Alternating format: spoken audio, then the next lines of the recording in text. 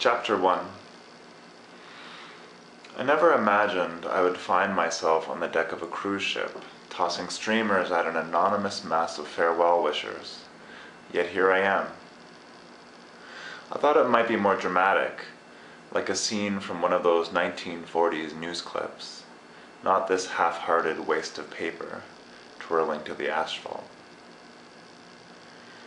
The Caribbean spirit is more like a floating amusement park than a ship. I can barely sense the rise and fall of the surf, and the waves that lap against the hull in the distance below look like ripples against a kitchen sink.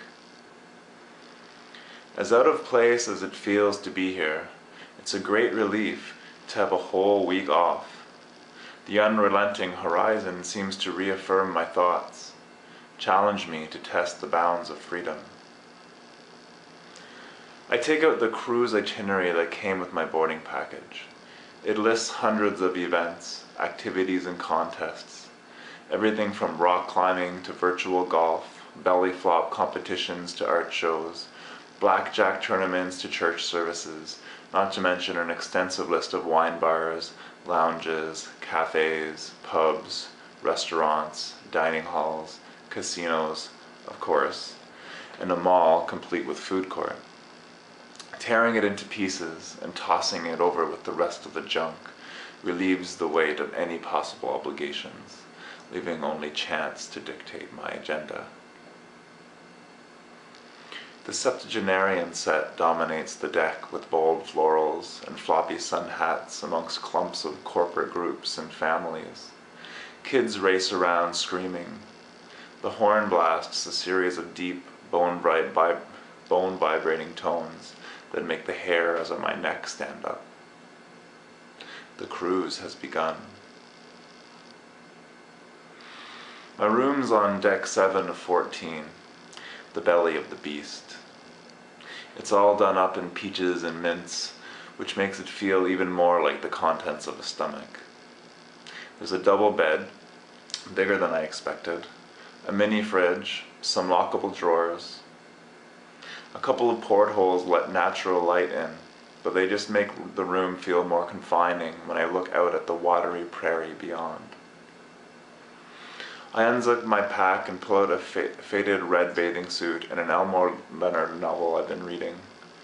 I love all kinds of books, but sometimes nothing beats a crime novel, especially when you're in the mood for a little mindless distraction.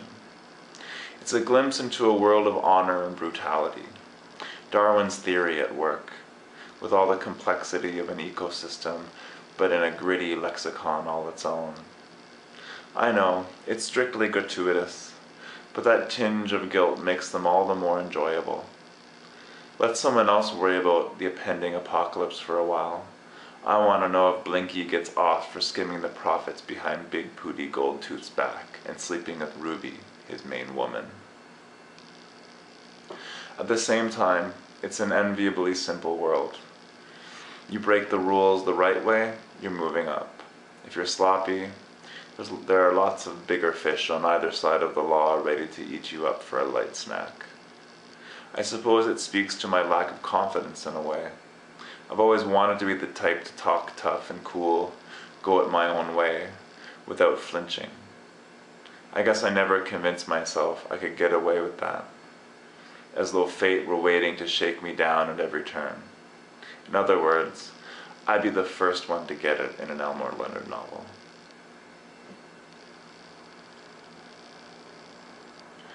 The deck by the pool reeks of coconut oil, and the reclining bodies glisten like sausages on a barbecue.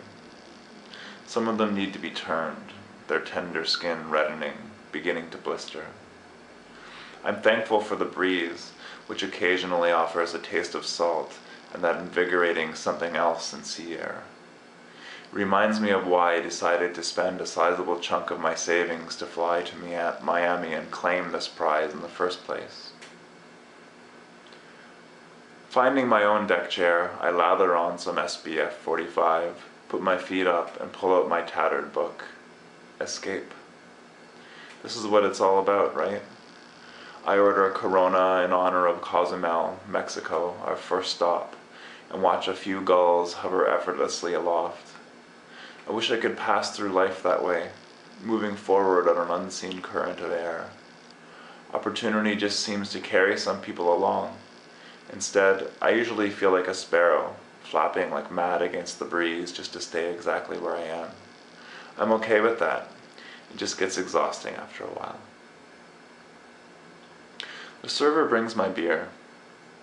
There's something about her I didn't notice before. Something in the way she carries herself. Nothing stuck up, just an ironic glimmer in her eyes that suggests, I am serving you this beer because it's my job, but a job is just a pretense to defining a person, and I am so much more than this. I run my hand through my hair in a gesture I've never quite been able to pull off, but still do anyway when I'm trying to make an impression, and I thank her for the beer. You like crime novels, she asks. Seem like good fare for a cruise ship. Don't want to penetrate too deeply, I say, and look around at all the plasticky splendor. I'd say a lot of what's in there could be dead on around here. These places are full of scammers, players, and perverts. Watch your back, she says, with a hint of intrigue. How do you know I'm not one of them, I ask. Please, you have nice guy written all over you. Right down to the awkward hand through the hair bit, she says, and leans in to wipe the table beside me. Her hair exudes citrus and cinnamon. Isn't that the perfect cover for a grifter, I ask. She laughs and says, it would be. I can't quite catch the name on her pen before she turns away and glides towards the poolside at the far end. She's a real sweetheart, isn't she? Says a crackly voice beside me. She wears massive shades and gold earrings that bounce off her neck like wrecking balls. She's sipping a martini, beaming at everything and nothing in particular. Yeah, I say, feeling the uncomfortable rise of a blush. Gorgeous too, the woman adds. You ever been on a cruise before? I take a deep swig of beer and say, no, it's my first time. I won a contest. Filled out a survey one afternoon at the laundromat and forgot all about it until they contacted me a few months later to tell me I'd won. Good for you. I try to take one with my Rory at least once a year. Makes New York a little more bearable, she says, and points at Rory, who looks up from his paper, gives a perfunctory smile, and continues reading. Don't worry about him. He's the silent type. I'm Beatrice, she says, and stirs her drink with an olive-skewered plastic sword. You enjoy your time here, and if you ever want to hit the casino, just let me know. You've obviously got a streak of luck in you. Rory doesn't believe in gambling. It's against his principles, she says. Rory looks up again and rolls his eyes before disappearing back behind his finance section. Thanks, I'll do that, Beatrice. Though I'm not much of a gambler, I say, watching the only cloud in the sky. Tiny, nothing but a puff, morph from one indefinable shape to another.